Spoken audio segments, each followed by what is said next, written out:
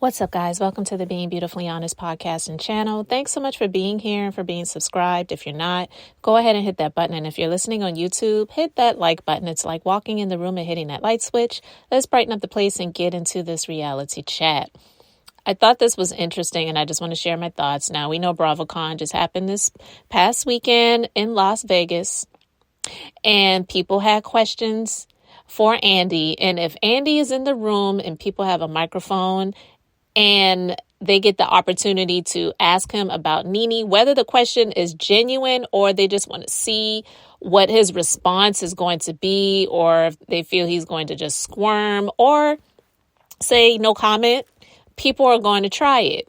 Now, listen, I want to play this clip. He was asked about whether he would be interested in giving Nene a chance to come back. Let's just go ahead and get into this. To a peach for her in the future.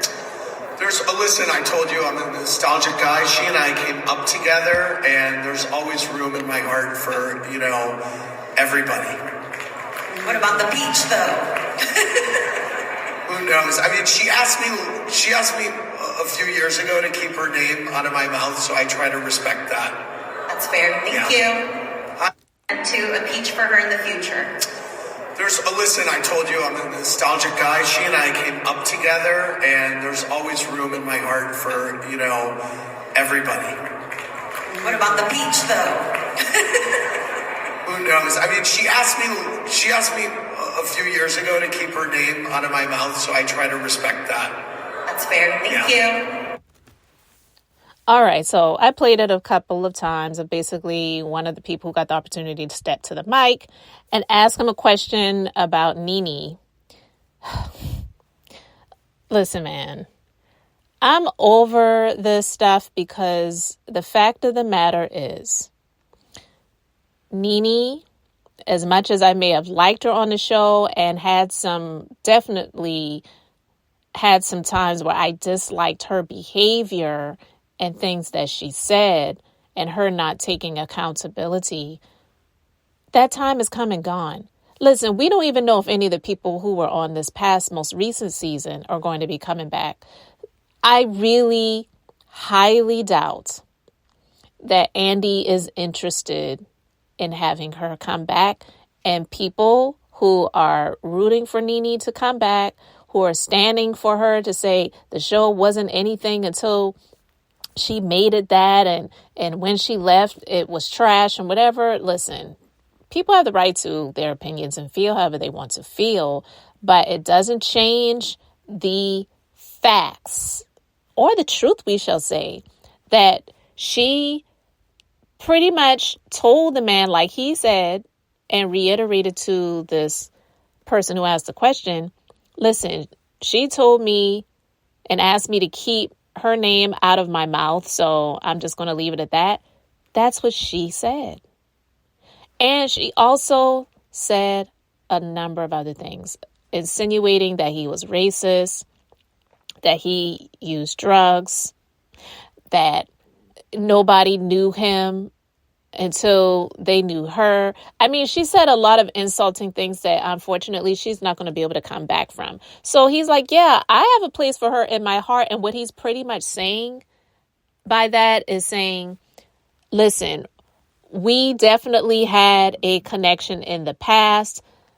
And for him, it was business friendships. It wasn't a true, genuine friendship. They were not friends. Were it not for the job that she had, they would not have had this connection.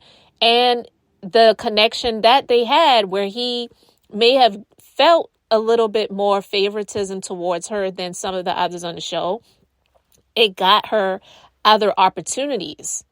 And once, like she said, the door is closed, the door was closed. It's sometimes you have to just take the accountability for the actions and say, you know what? I freaking messed up. I was in my emotions and my feelings. It's harder for some people than others. I get it. To not move in their emotions and feelings and say things or do things that could cause avalanche of things that are worse to happen later on. that you just cannot come back from. And a lot of times people, they light that match and they burn those bridges. There's no coming back over it. It's gone. So asking the question of Andy, nothing wrong with that.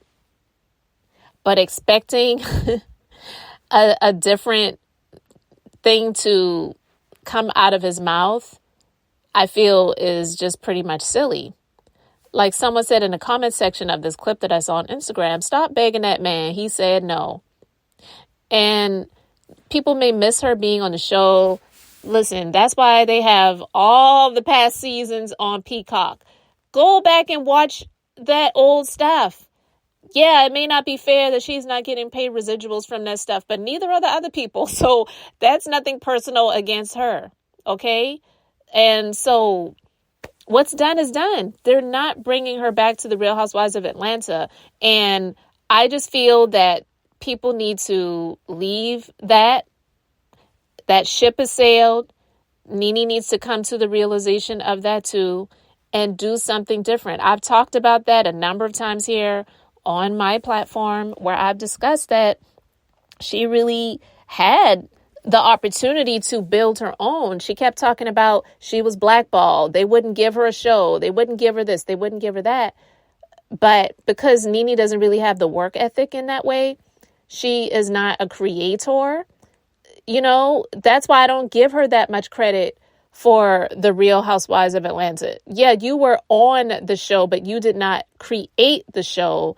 And because you did not create the show, people can't say she made the show. They may say that in a way of just like her personality was what drew people to it or kept people watching or more people coming to watch it. That's fine. That's cool. That's all well and good. It may have even been her idea to have the reunions, but she was not a businesswoman about it to say, hey, I want to have a business meeting with you guys. I want to discuss something that I think would be a great idea to implement into the show. And I would like to get monetary as well as label or title or whatever type of credits for this being my idea before she presented it. Yeah, it is unfortunate that people in these industries take advantage of people's creative ideas and say, oh, well, we didn't have a meeting about it. There was no contract that you signed. You know, you just gave us the tip and the idea. So we went with it and it's working for us. So, you know, so sorry, you know, too bad, so sad. We're just moving on along and we're going to do it bigger and better than what we even started with. So, yeah, you might have started wearing your jeans and your T-shirts at the reunions. And now they're all full out with glam and ball gowns and designer dresses and things like that. We just made it bigger and better. But listen, it's unfortunate, but this, especially that system of entertainment and Hollywood, they're not looking out for you. They're looking out for themselves. And even if you didn't have the experience in the industry, you should already know, like just seeing how other people have gotten taken advantage of that have bigger names than she ever had. You know, she should have done things differently. And again, I'm not saying that it gives them a pass and a right to take advantage of people, but, you know, snakes are going to be snakes. You know, there's that old story about someone, you know, they brought a snake into the home. They thought the snake was different. They thought the snake had changed and all of this other stuff. And then the snake bit them. And then they're like, why did you bite me? And the snake was like, because I'm a snake. That's what I do. You know what I mean? So I'm just basically saying that people need to get over it. They're not going to bring her back to this show. I believe it's just a complete done deal with her. And even the majority of the other ladies that have been on the show this past season. I mean, some people have been saying that the Real Housewives of Atlanta panel at BravoCon was not as a lot of people either expected it to be or maybe how it was before. And some people have been saying that the ladies have said their final farewells because people don't think that they're bringing any of them back.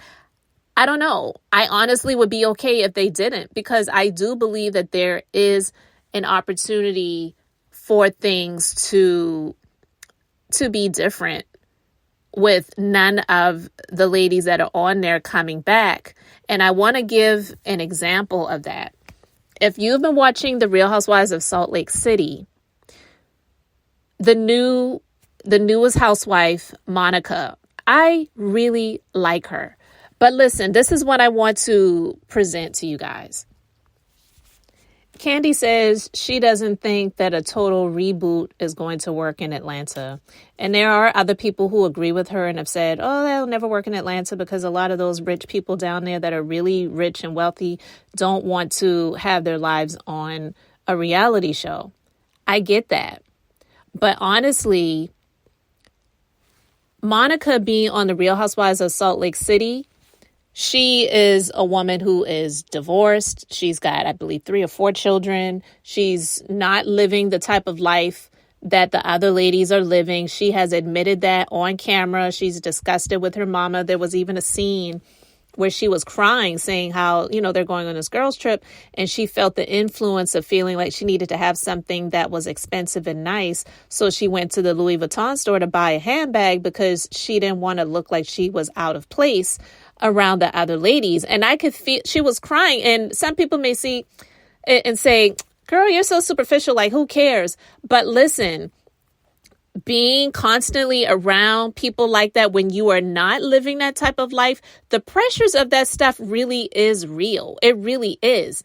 And she may have also, been used to living that way somewhat prior to going through a divorce and having to pretty much do things a lot on her own versus the way she used to do them when she was married. So I would say, and I would present to you guys, because Monica being on this show, to me, on The Real Housewives of Salt Lake City, is refreshing.